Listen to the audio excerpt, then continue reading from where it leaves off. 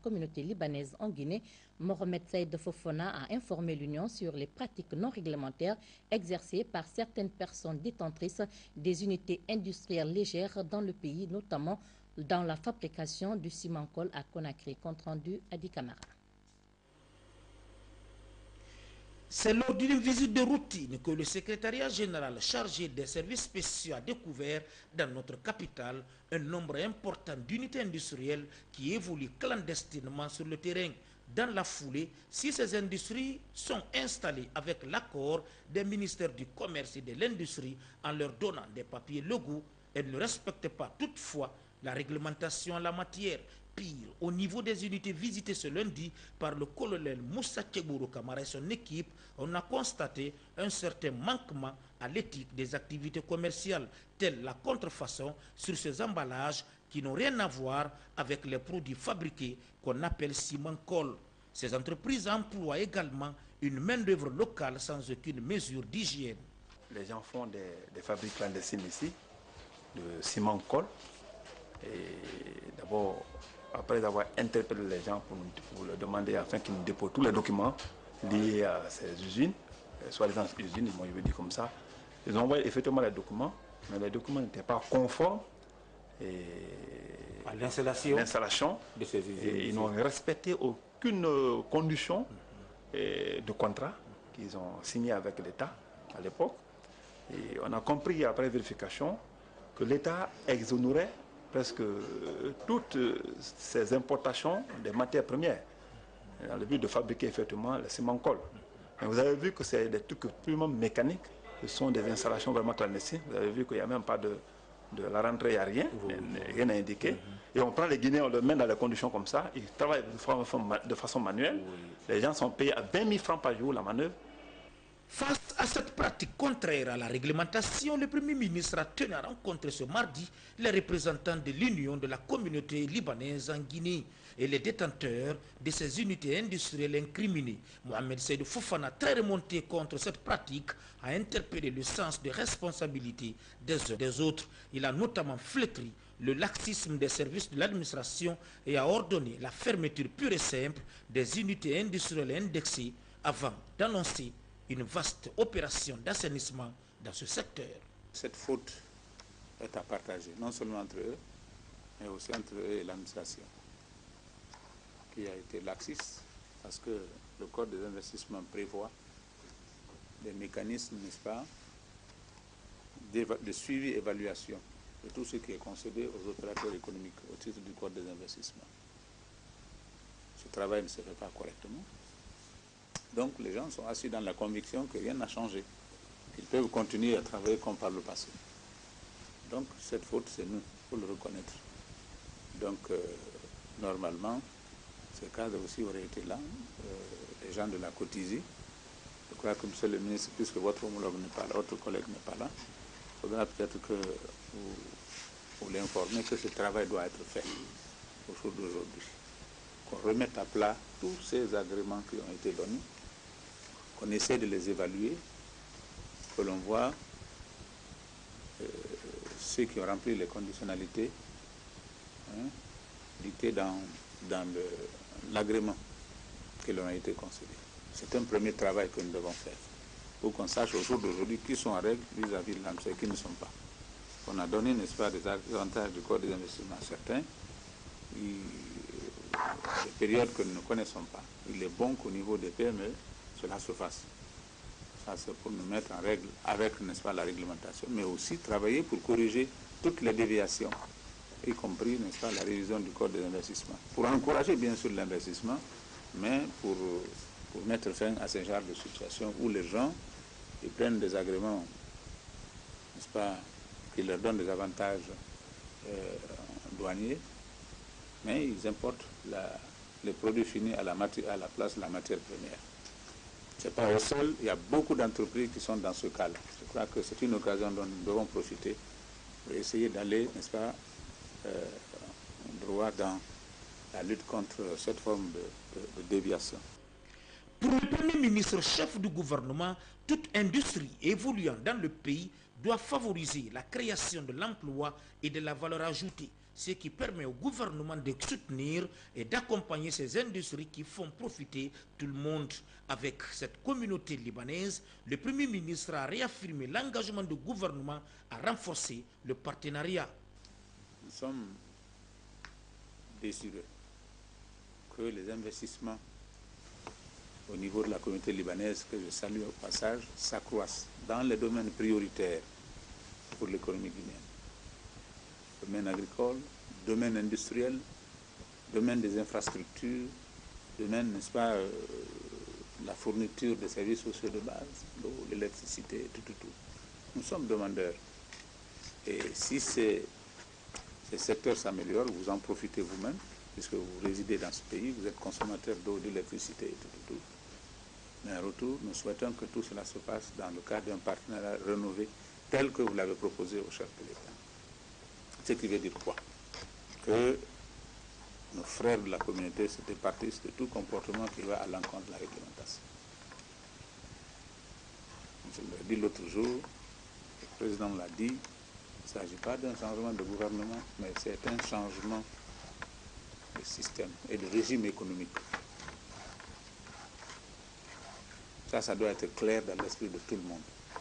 Nous sommes en train d'édicter des lois, des réglementations, dont l'application ne doit souffrir, n'est-ce pas, d'aucune entorse. Et chaque fois que vous voyez le colonel Tchibourou, il faut voir derrière lui tout le gouvernement. Nous sommes engagés dans cette lutte et il faudrait que vous soyez avec nous, mais pas contre nous. Je dis à tout le monde, nous avons tous détruit l'économie de ce pays, y compris vous qui opérez. Et ça, on ne va pas ouvrir cette boîte de Pandore. Tout le monde. Alors il faut qu'on arrête. Et je dis que Dieu certainement ne condamne pas les gens pour ce qu'ils ont fait avant, s'ils savent se repentir et adopter une autre attitude. C'est ce que nous essayons de faire comprendre aux Guinéens. Faites peau neuve et adoptez la nouvelle tenue.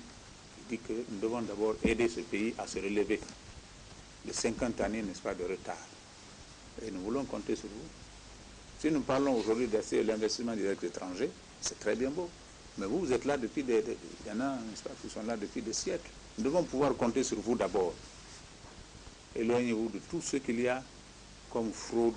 Payez les droits réguliers à l'État. Vous serez tranquille, personne ne vous inquiétera. Payez les droits à l'État. Refusez de vous confondre avec l'économie, n'est-ce pas, je n'oserais pas qualifier. C'est souterraine. Il y a l'informel, mais il y a le souterrain aussi. Or, il faut l'avouer, nous aimons ça souvent. Dans votre communauté, il y en a qui aiment ça. Ils sont prêts à tout. À frauder avec la douane, à tricher avec les impôts, à fouler au pied toutes les lois pour avoir de l'argent. C'est ce que je leur dis hier. Alors, nous souhaitons que cela soit compris. Message franc et direct qui semble bien compris par les représentants de la communauté libanaise en Guinée. Nous sommes à votre entière disposition. Le bureau de la communauté libanaise, y compris ma personne, s'il faut que je laisse mes affaires et que je m'intègre à votre disposition pour que nous puissions faire face à toutes les demandes que vous souhaitez. Sur le plan de la qualité, d'abord. Sur le plan des dépôts de marque à l'OAPI. Sur le plan de l'environnement. Aujourd'hui, on ne peut pas parler d'évolution industrielle ou d'évolution commerciale sans intégrer le fait que l'environnement est un label de vente. Au cours de cette réunion, les ministres du Commerce et de l'Environnement ont tour à tour fait des propositions pour améliorer le cadre de fonctionnement de ces industries, notamment en termes de protection physique et sociale des travailleurs et de maîtrise de l'impact de ces unités sur notre cadre de vie. Au faute de soulagement dans le domaine de la santé, les clés de l'hôpital de l'Amitié sino-guinéenne ont été remises officiellement aujourd'hui au président de la République, le professeur Alpha Condé. La cérémonie d'inauguration a donc enregistré la présence de plusieurs personnalités du pays. L'objectif est de réduire le nombre d'évacuations sanitaires. Compte rendu Sanassi Keita. Blotti au cœur de la commune de Ratouma, l'hôpital de l'Amitié sino-guinéenne est bâti sur une superficie de 4300 mètres carrés. Aujourd'hui, complètement achevé, les travaux de construction de cet hôpital moderne ont débuté le 29 mars 2009 pour une durée d'exécution de 17 mois. Il a été conçu sur la base d'une analyse situationnelle qui a mis en relief une insuffisance de structures modernes de soins dans le pays, entraînant ainsi une demande sans cesse croissante d'évacuation sanitaire à l'étranger. Aujourd'hui inauguré, ce don du gouvernement de la République populaire de Chine s'élève à une valeur de 10 millions de dollars américains. La cérémonie a enregistré la présence des membres du gouvernement, de la délégation chinoise ainsi que des professionnels de la santé évoluant dans notre pays. Sur le plan architectural, l'hôpital est divisé en 4 grands espaces repartis en forme carrée. 1. L'espace des services de consultation. Il comprend les consultations générales de tri et les consultations spécialisées. 2. L'espace des hospitalisations. Il a une capacité de 120 lits, repartis entre les spécialités qui sont la neurochirurgie, la cardiologie intensive, la kinésithérapie, les urgences, la réanimation, la neurologie, la chirurgie thoracique, la chirurgie oncologique, la traumatologie et la chirurgie digestive. 3. L'espace du plateau technique situé entre les consultations et les hospitalisations. Il abrite les salles opératoires, l'imagerie médicale, le laboratoire et les explorations fonctionnelles. 4. L'espace des services généraux et l'administration. Il comprend la direction, la cantine et la salle d'éducation sanitaire dans le cadre de la prévention du paludisme.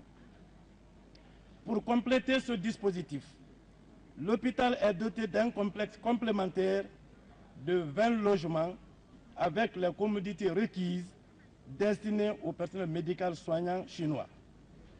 Sur le plan de l'équipement, l'hôpital est doté d'une gamme variée de moyens de travail, parmi lesquels il faut citer des équipements d'imagerie médicale comprenant la radiographie conventionnelle, télécommandée, l'échographie Doppler et la scanographie.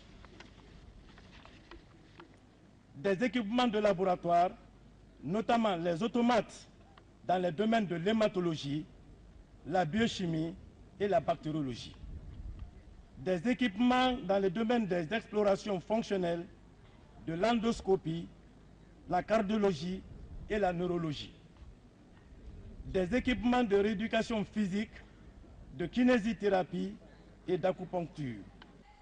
La réalisation rapide de cet hôpital moderne, divisé en 4 grands espaces répartis en forme carrée, témoigne de l'importance que le président de la République accorde à l'amélioration des conditions de prise en charge des malades dans notre pays. C'est un centre spécialisé et un pôle d'excellence visant à réduire le nombre des évacuations sanitaires. Un bel exemple de coopération réussie dans un esprit de solidarité.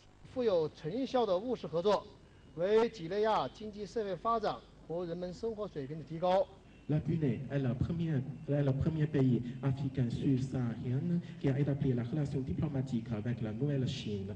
Depuis les demi-siècles, malgré les changements dans la situation mondiale, les gouvernements et les peuples des deux pays se sont toujours prêtés sympathie et soutien en consolidant leur amitié et en approfondissant leur coopération. Les magnifiques fruits de la coopération des avantages réciproques sino-guinéennes sont obtenus dans les domaines économiques, techniques et commerciaux. Une cinquantaine de projets est réalisé comme le Palais du Peuple, les centrales hydroélectriques de King Kong et Tikiso, l'hôpital, les écoles, les fermes, les centres de radio et de télévision, le stade, les forêts d'alimentation d'eau et les nouveaux projets comme le projet d'énergie solaire sont dans les bons avancements ou sont sur le point de démarrer. Et la coopération des entreprises des deux pays dans les domaines de télécommunications, d'exploitation des ressources minières et d'agriculture connaît aussi des avancements réjouissants. Nous constatons avec joie que les futures coopérations dramatiques sont non seulement promues, le développement économique et social en améliorant le niveau de vie du peuple guinéen, mais aussi renforcer l'amitié entre les deux pays.